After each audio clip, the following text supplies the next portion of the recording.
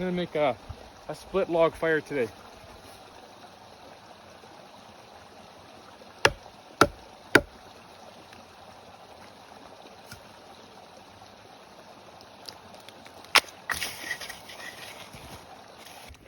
So I've got my my log that I split in half. I've stuffed all the shavings that I made, all the Siberian feathers, stuffed them into the center. I could use birch bark, I could use twigs. I mean, I'm out here in the Boreal Forest, there's billions of twigs. Decided to do it this way. I'll light it at the bottom. You can also light it at the top and let it burn down. I'm gonna use a lighter and light it at the bottom. And then I'll put my pot up on top and get some water boiling. That alder that I cut up is a little rotten, so it's not ideal wood, but it's going.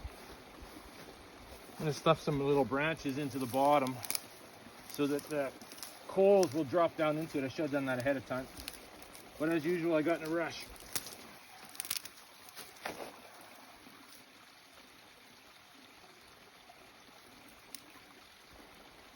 Put a few rocks at the bottom just so that it won't fall over when I put my water on top.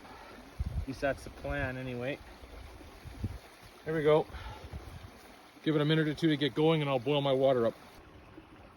Well, it's going, but I have to admit that wood is pretty wet. So it's working, but there's a lot faster ways to boil water than this, that's for sure. Let's see if it's bubbling or not. There we go, some big bubbles. And I think I can take that off. It's been going for about a minute now, so sure cools off fast when I take the lid off.